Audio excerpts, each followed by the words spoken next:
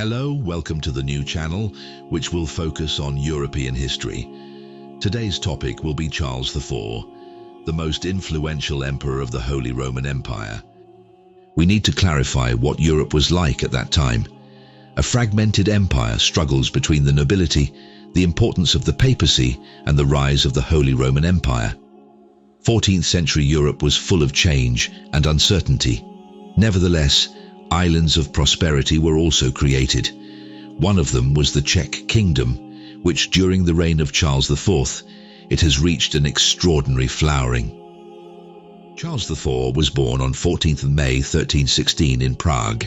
Born Wenceslas, he was the 11th king of Bohemia, reigning as Charles I from August 1346 until his death in November 1378. Charles IV was Holy Roman Emperor and Holy Roman Emperor. He was also King of Italy from King of Burgundy, Margrave of Moravia, and Count of Luxembourg. He was descended from the Luxembourg dynasty on his father's side and from the Przemyslid dynasty on his mother's side. He was the first Bohemian king to also become Holy Roman Emperor and the last crowned King of Burgundy. He thus became personal ruler of all the kingdoms of the Holy Roman Empire. By his father's decision, little Wenceslas was sent to the French royal court for education in 1323. At the French court, young Wenceslas was confirmed. His godfather was the French king himself, and his uncle Charles IV. The handsome 7-year-old Wenceslas, according to custom, took the name of his godfather, Charles. Charles was also engaged to and eventually married the king's cousin Margaret, called Blanche of Valois. The wedding ceremony took place at the same time as the coronation of Charles's Aunt Marie as Queen of France. After the wedding, the child spouses were separated, and Charles found himself alone among strangers. The young Charles quickly acclimatized to the French environment and was amazed by the splendor and grandeur of French court life. The French king quickly took a liking to his nephew, and together with his wife Marie, took great care of him. Young Charles's tutors were chosen primarily from among the clergy. The young prince learned to read and write, Latin and French, and was also educated in the basics of scholastic theology. In 1325, Charles moved directly to the French royal court in Paris. The death of Charles IV in 1328, however, marked the end of the prosperity of his 12-year-old namesake. Philip VI of the House of Valois, half-brother of Charles's wife Blanche, became the new French king. Philip was a wasteful ruler, desiring knightly splendor, who was closer to Charles's father, John of Luxembourg. The young prince was indifferent to Philip, which was reflected primarily in the reduction of expenses for Charles's needs. Under such conditions, Charles devoted himself fully to his studies and also studied at the University of Paris. Charles's teacher and friend at that time was Pierre de Rosières, later Pope Clement VI. The 7-year stay at the French court greatly influenced Charles. Charles was a supporter of the idea of a centralized monarchy based on the French model throughout his life. Already in his youth, he mastered diplomacy, military strategy, and a deep relationship with Christian teachings. Returned to Bohemia, the nobles asked Charles to take over the government of the devastated country after his father. Charles crossed the border of the Czech Kingdom in October 1333. His first stop was the Zbraslav monastery, where his mother Eliska had been resting for 3 full years. Charles then recorded his return to his homeland as follows. And so, when we arrived in Bohemia, we found neither father, nor mother, nor brother, nor sister, nor anyone we knew. We also completely forgot the Czech language, but later we learned it again, so that we spoke and understood like any other Czech. We found this kingdom so devastated that we did not find a single free castle that was not built up with royal estates, so that we had nowhere to live, except in the houses of the townspeople like other townspeople. Charles IV. Charles did not arrive in Bohemia with any power at the beginning, and was therefore initially dependent on his noble companions.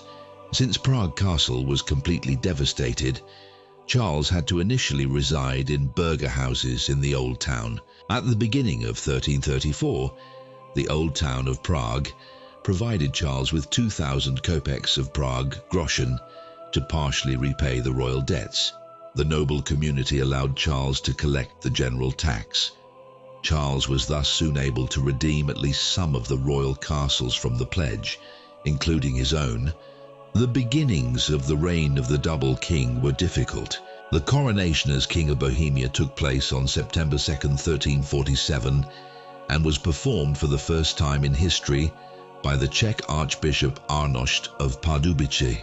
Charles was also crowned with a new royal crown, which he had made for the occasion, and which he dedicated to Saint Wenceslas, from whom the Czech king only borrowed it for coronations and various ceremonial occasions. Before that, he had the coronation order of the Czech kings written. Lands. During the reign of Charles, Prague was no longer just the capital of the Czech kingdom, but also the metropolis of the Holy Roman Empire. Therefore, Charles took great care of the capital, which was to become a dignified and representative seat of the emperor. Immediately after his return from the empire, he issued the founding charter of the new town of Prague on March 8, 1348. With the founding of the new town, Prague became a real metropolis and one of the largest cities in Europe. The new town was endowed with similar privileges to the old town of Prague. Not long after, Charles laid the foundation stone of the walls of the new town. At that time, a joint general assembly of the imperial and Czech nobility was also held in Prague. The purpose of the first general assembly was to establish the Czech state in its relationship to the empire under state law. The Diet issued a total of 14 privileges and charters, which, among other things, confirmed the older privileges of the Roman kings and emperors to the Czech kingdom, and emphasized the extraordinary position of the Czech lands within the Holy Roman Empire. The set of privileges mentioned from April 7th is then closed by the last 14th charter, which is completely extraordinary in its significance for the Czech lands, the founding charter of higher education in Prague, the famous Charles University. It was the first university north of the Alps. The king thus tried to care for the education of the population. On Charles's orders, the construction of Karlstein Castle began on June 10th, which was to become an impregnable fortress guarding the imperial and Czech crown jewels. However, Charles's great year was also marked by a personal tragedy, as on August 1st, at the age of 32, his beloved wife, Blanche of Valois, who had accompanied him since his childhood, died. Charles IV's efforts for the imperial coronation had previously been suppressed by Pope Clement VI.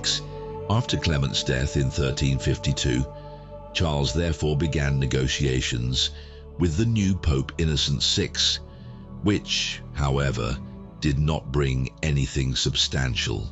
In the summer of 1354, Charles became convinced that the right moment had come to obtain the imperial title. On St. Wenceslas Day, 1354, while he was staying in the Upper Palatinate, King Charles issued the order to travel to Italy, thereby once again surprising Europe, especially the Pope residing in Avignon.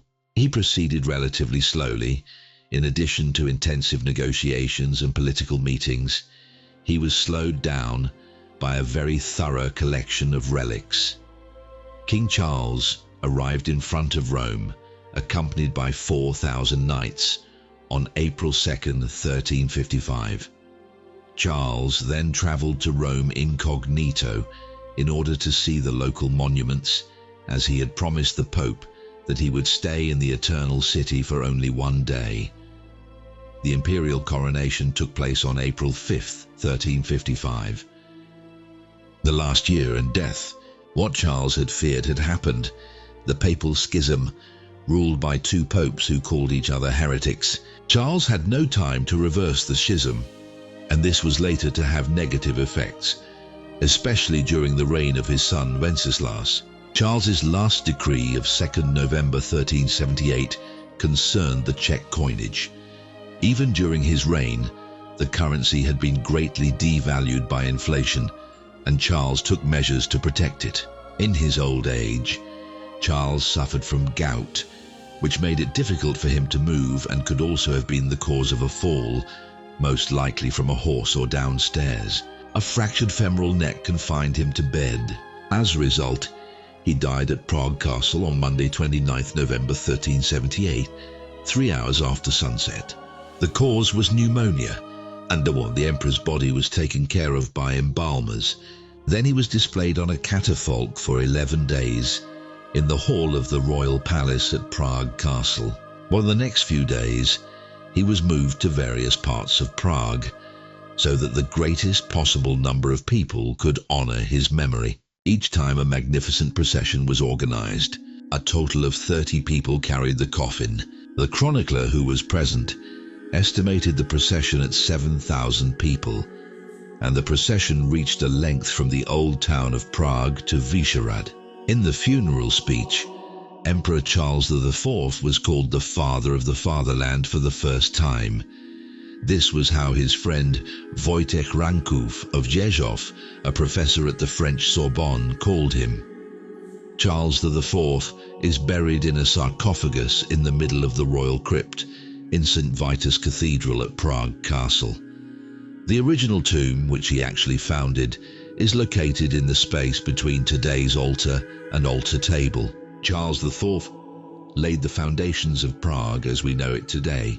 I'm not talking about moving Prague far ahead of such European cities as Paris, Munich, Vienna, even less repetition at the end. As a Czech king, he became famous primarily for founding the university in Prague, which bears his name, building the new town of Prague, building the stone, later Charles Bridge, over the Vltava River in Prague, building Karlstein Castle, and many other deeds. Together with his father, he began the construction of St. Vitus Cathedral. Charles also achieved significant territorial expansion of the Czech state, especially in the northeast, mainly thanks to his skillful marriage policy. He is considered by the public to be one of the most important figures in Czech history, and that's all for today. Karel is such an interesting person that it's hard to cram into a 10-minute video. If you liked the video, I'd be very happy if you liked it and subscribed. Thanks for watching. See you next time.